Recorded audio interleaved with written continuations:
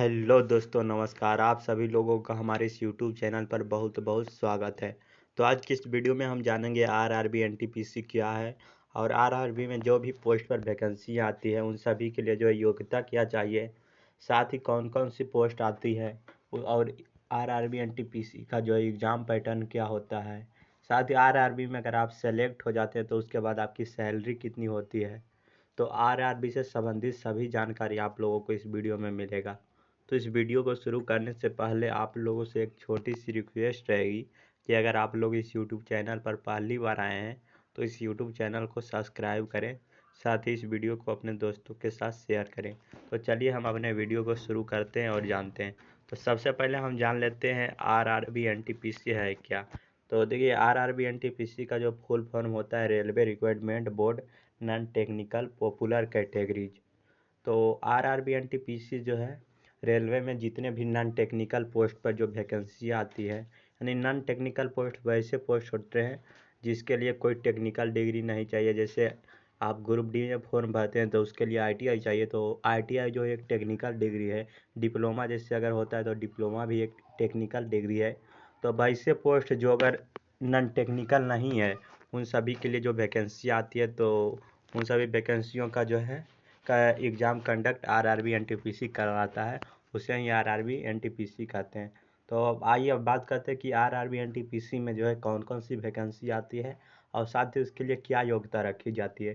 तो RRB NTPC के लिए देखिए, 12वीं पास जितने भी स्टूडेंट हैं वो सभी 12वीं पास के लिए भी आरआरबी एनटीपीसी में वैकेंसी आती है और ग्रेजुएट पास लोगों के लिए भी आरआरबी एनटीपीसी में वैकेंसी आती है।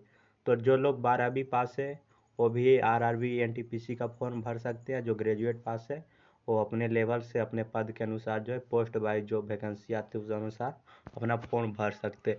अब बात करते हैं कि टॉप वैकेंसी इसमें कौन कौन सी है, आरआरबी में कौन कौन सी वैकेंसी आती है। तो देखिए, जो अंडर ग्रेजुएट हैं यानी जो 12वीं पास किए हुए हैं उन सभी के लिए देखिए टॉप वैकेंसी रहती है आरआरबी में जो है। जूनियर क्लर्क कम टाइपिस्ट का हो गया, account clerk cum typist, junior time keeper, trains clerk, ये सभी जो पोस्ट है ये सभी अंडर ग्रेजुएट पोस्ट है। यानी 12वीं पास जो है इस सब पोस्ट के लिए अप्लाई कर सकते हैं। आप ग्रेजुएट वालों के लिए बात कर ले कि ग्रेजुएट अगर आप कर गए हैं, ग्रेजुएट पास है, बीए बीएससी किए हुए हैं, तो उन सभी के लिए कौन सी पोस्ट होती है। तो उन सभी के लिए देखिए ट्रैफिक असिस्टेंट का पोस्ट होता है, स्टेशन मास्टर का पोस्ट होता है, गुड्स गार्ड का पोस्ट होता है, सीनियर क्लर्क कम टाइपिस्ट का पोस्ट होता है, सीनियर टाइम कीपर का पोस्ट होता है आदि और बहुत सारे पोस्ट है जो आरआरबी एनटीपीसी के द्वारा निकाली जाती है भर्ती के दौरान है, आप देख सकते हैं। अब बात करते हैं आरआरबी एनटीपीसी का जो एग्ज़ाम पैटर्न क्या होता है। तो आरआरबी का एग्ज़ाम जो होता है ये 2 चरणों में लिया जाता है।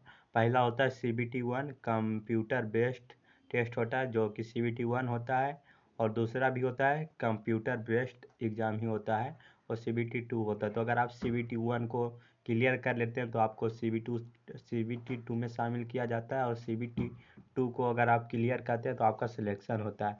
तो लेकिन कुछ ऐसे पोस्ट भी हैं जिनके लिए जो है स्किल टेस्ट होता है यानी टाइपिंग टेस्ट होता है। तो आप अपने अनुसार पोस्ट के अनुसार आप देख सकते हैं कि उसमें टाइपिंग टेस्ट खोजा गया है या नहीं। अगर आपसे टाइपिंग टेस्ट खोजा जाता है तो आपको सीबीटी 2 में ही जो है टाइपिंग टेस्ट जो है करा दिया जाता है, और वो पोस्ट बाय रिक्वायर्ड है। अगर कोई ऐसा पोस्ट है जिसमें टाइपिंग टेस्ट नहीं है तो आप सीबीटी 1 और सीबीटी 2 को अगर क्लियर कर लेते हैं तो आपका जो है सलेक्शन हो जाता है। उसके बाद आपका फिजिकल चेक होता है, फिजिकल में भी कोई हाइट वाइट नहीं मांगी जाती। अब बात करते हैं आरआरबी एनटीपीसी में जो है हमारा सैलरी कितना होता है। तो अगर आज आप ग्रेजुएट लेवल के पोस्ट के लिए अप्लाई करते हैं तो आपकी जो सैलरी होती है 29,200 से लेकर 35,000 तक जो है आपका बेसिक सैलरी हो सकती है, स्टार्टिंग सैलरी हो सकती है। वो आपके पोस्ट पर निर्भर करती है, वो आपके जो है पोस्ट पर निर्भर करती है। अब बात कर लेते हैं अंडर ग्रेजुएट लेवल का जो भी पोस्ट होता है यानी जो 12वीं पास स्टूडेंट है वो जो उनका सैलरी कितना होता है, वो अगर किसी पोस्ट के लिए अप्लाई करते हैं तो उन सभी का भी सैलरी देखिए 19,900 से लेके 21,700 तक जो है आपका बेसिक सैलरी स्टार्ट होता है। यानी आपका स्टार्टिंग सैलरी 19,900 से लेकर 21,700 तक हो सकता है, इससे ज़्यादा या कम भी हो सकता है। तो इस वीडियो को आप लोग समझ गए होंगे।